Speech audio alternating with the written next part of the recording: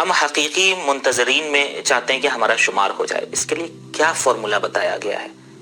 دیکھیں اس کے لیے فارمولا خود امام خود بتا رہے ہیں معصوم کی زبان سے، من سرہ ان یکون من اصحاب القائم فلینتظر ولیعمل بالورع ومحاسن الاخلاق۔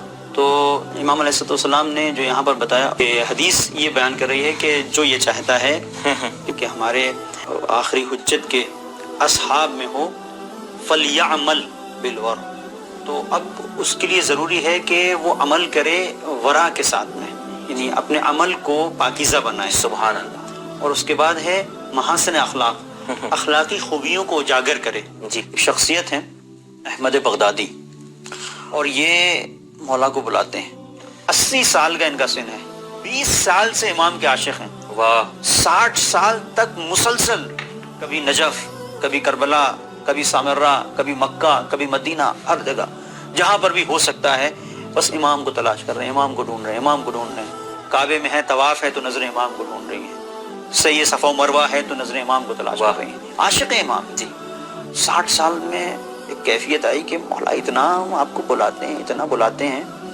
اور آپ سن نہیں رہے ہیں، کب سے آپ کا عاشق بلا رہا ہے۔ مولا کائنات علی بن ابی طالب علیہ السلام کے حرم میں نجف میں گئے، اور بوڑھے ہو گئے تھے، اب عصا رکھ رکھ کے چلتے تھے، کمر خمیدہ، گئے اور جا کے شکایت کی کہ اے امیر المومنین مولا کائنات، آپ کے میں اس روضے پہ آیا ہوں، آپ کے بیٹے کو میں آج سے نہیں، ایک عمر ہو گئی، بوڑھا ہو گیا ہوں، 60 سال مجھے ہو گئے، 80 سال کا ہو گیا ہوں میں، اور یہ کہہ کے عصے کو مارا زمین پر۔ جی، کہتے ہیں کہ اب میں چاہ رہا ہوں۔ سوئے، خواب میں دیکھا کہ امام تشریف لائے، کہ جاؤ فلاں جگہ پہ فلاں ایک دکان ہے، ایک تالا بنانے والا ہے، قفل ساز ہے، واہ، اس کی دکان پہ جاؤ۔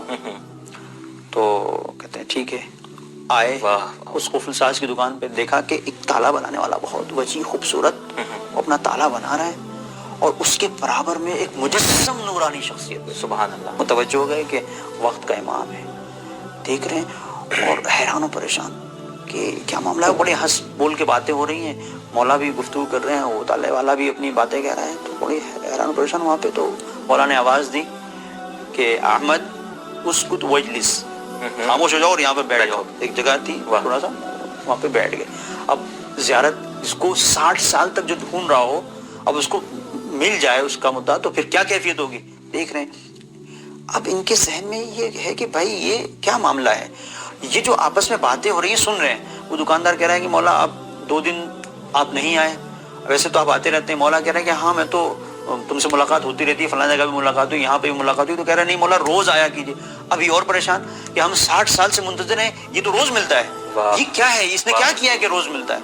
اتنے میں بیٹھے تھے کہ ایک خاتون آئی، ایک عورت آئی، اس کے ہاتھ میں ایک تالا تھا، وہ تالا لے کے آئی اور اس نے اس قفل ساز کو دیا کہ دیکھو یہ تالا جو ہے۔ اچھا وہ رو رہی تھی، گریا کر رہی تھی، گریا کرتی ہوئی آئی، کہا کہ میرا کوئی مریض ہے اور مجھے سخت ضرورت ہے پیسے کی، اس کے علاج کے لیے، معالجے کے لیے، لیکن میرے پیسے نہیں میرے پاس، اور یہ تالا ہے بس میرے پاس، دیکھو اس تالے کو اگر تم کچھ کر سکتے ہو، اس کا کچھ خرید سکتے ہو یا کچھ کر سکتے ہو اس کا تو کرو۔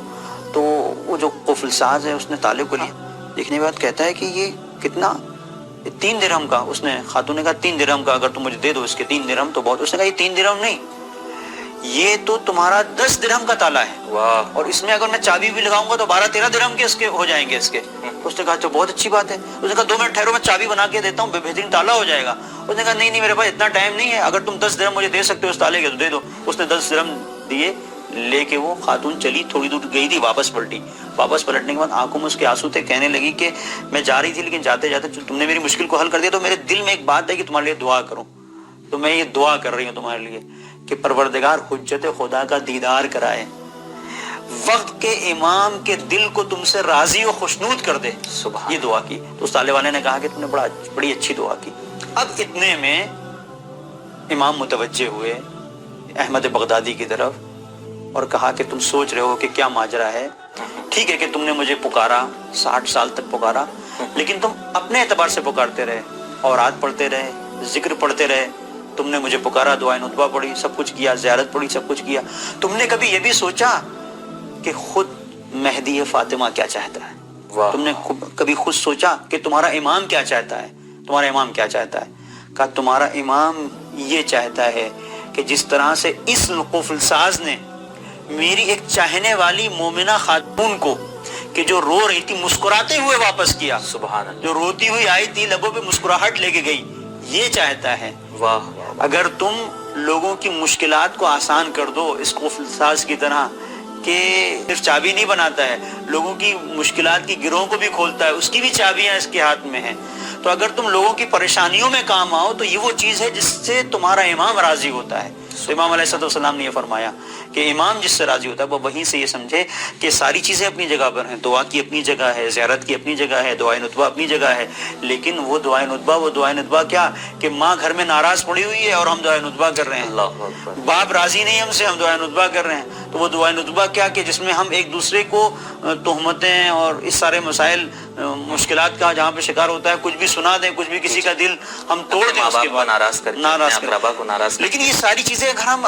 دور کرتے ہیں تو یقیناً وہ چیز ہے بالکل اسی طرح سے جس طرح سے نماز ہے اس کے شرائط ہیں، اسی طریقے سے انتظار ہے، اس کے بھی اپنے شرائط ہیں۔ جی جزاکم اللہ۔